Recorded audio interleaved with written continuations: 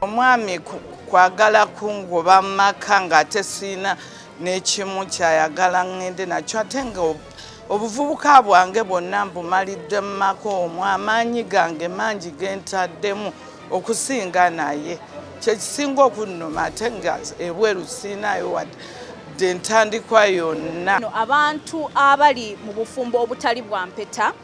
oba obufumbo obutali butongole mu Uganda ekyokubanga nti no tewali teeka lyonna libalungamya oba eryogera ku ddembe lyabwe ery'obuntu kityoboola eddembe lyabwe ery'obutasosolebwa olw'okubanga waliwo amateeka agalungamya eddembe ly'abantu abali mu bufumbo ng'ate bo tebalina teeka likola ki